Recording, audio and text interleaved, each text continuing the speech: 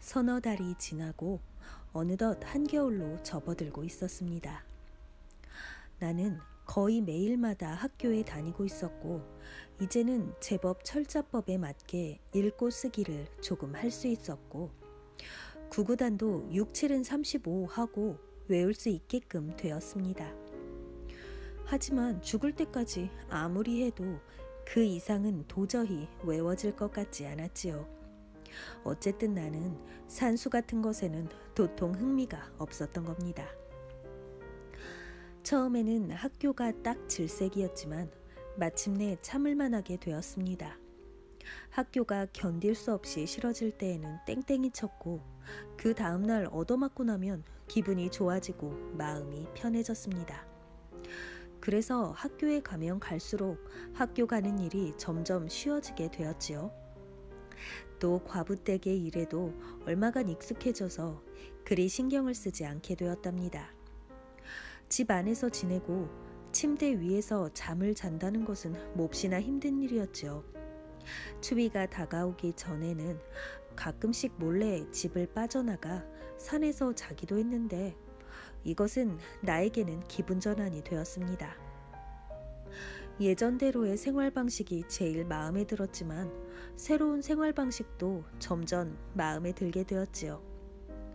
과부댁은 내가 비록 느리기는 하지만 착실히 만족스럽게 아주 잘 해내고 있다고 했습니다.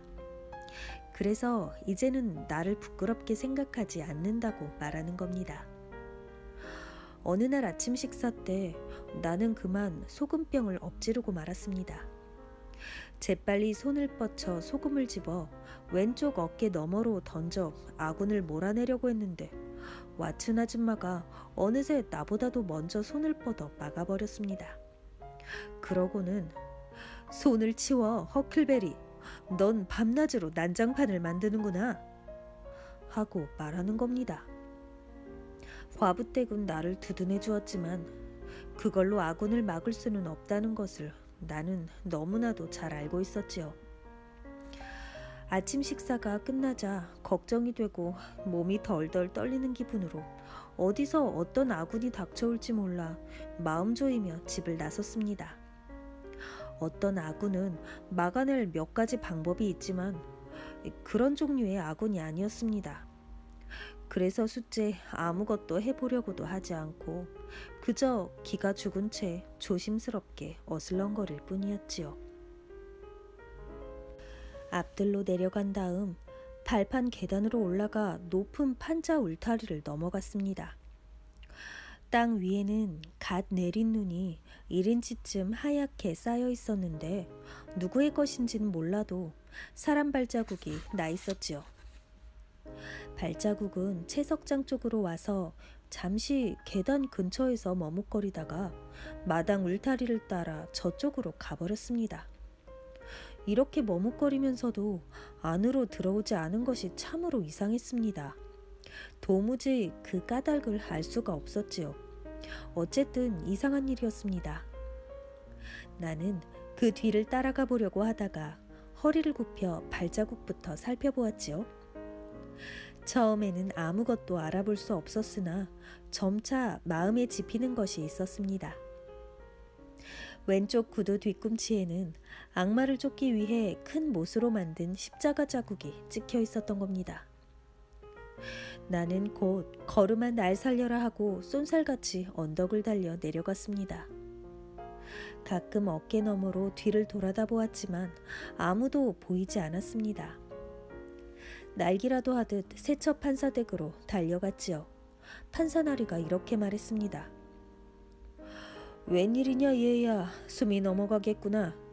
이잣돈 받으러 온 거냐?" "아니요 판사님, 아닙니다." 하고 내가 말했습니다.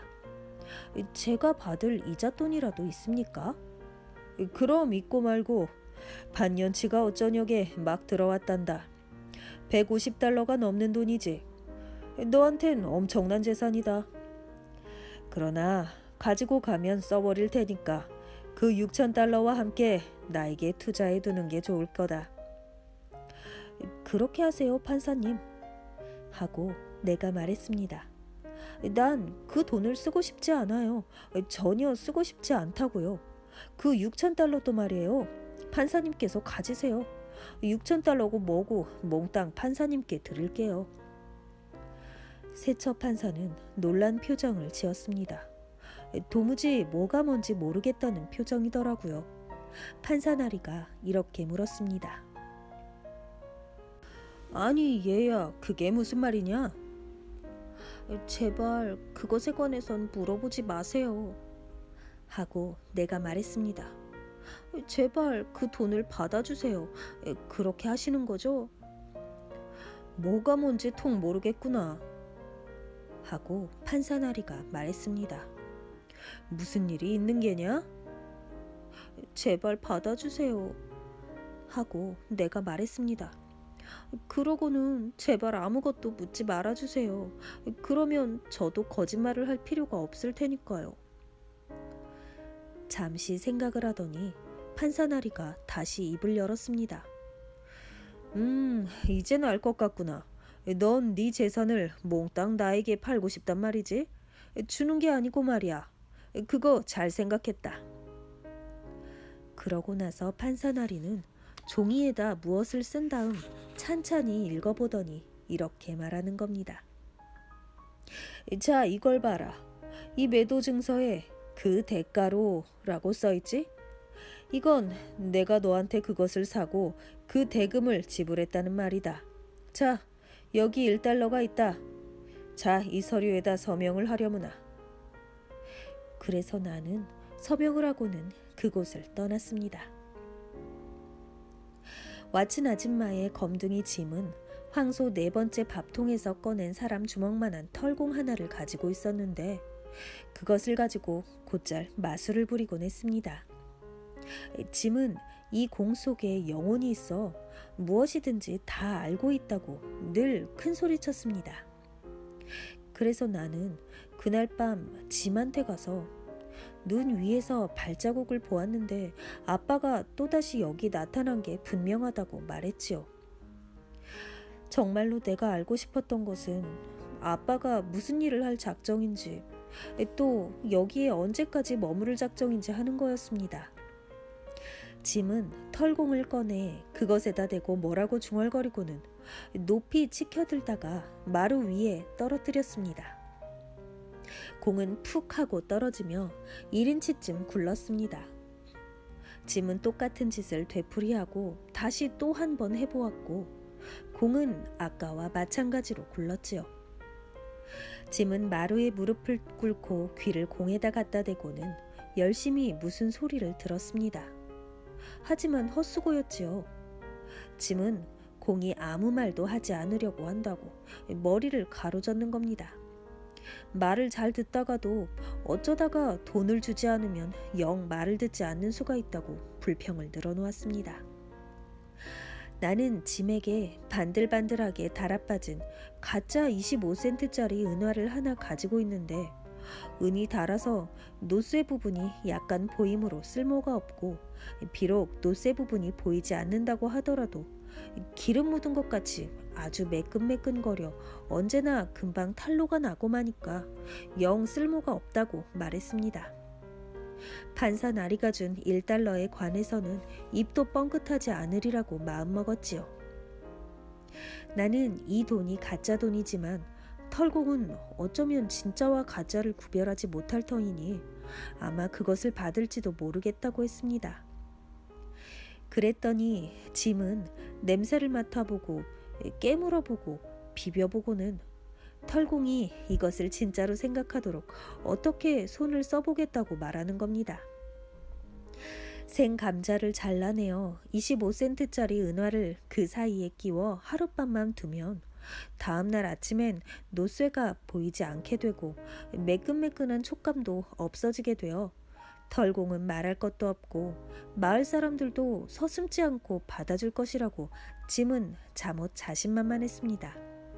실은 나도 감자가 그런 작용을 한다는 것을 진작부터 알고 있었지만 까맣게 잊어버리고 있었던 겁니다. 짐은 털공 아래에다 25센트짜리 은화를 놓고 무릎을 꿇고는 또다시 귀를 기울였습니다. 이번엔 털공이 아주 말을 잘 듣는다고 했습니다. 내가 원한다면 내 운수 전부를 가르쳐 줄 것 같다고 했습니다. 그래서 나는 어서 그렇게 해달라고 졸랐지요. 그랬더니 털공은 짐에게 말하고 짐은 또 그것을 나에게 전해주었습니다. 그가 이렇게 말했지요. 너그 아버진 말이여, 아직 어떻게 해야 좋을지 모르고 있단께. 어떤 때는 어디로 꺼져버릴까 하고 생각하다가도 또 어느 때에는 여기 머물러 있을까 하는 생각도 하고 있지. 제일 좋은 방법은 말이여, 너가 아버지가 하는 대로 그냥 내버려 두는 것이겠지. 너가 아버지 주위를 천사 둘이 빙빙 돌고 있지라오.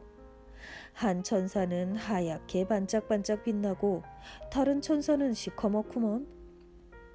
흰 천사는 너가 아버지를 얼마 동안은 옳은 길로 인도하는디 그 시커먼 천사가 난데없이 나타나 모든 걸 망가뜨려 버린단께.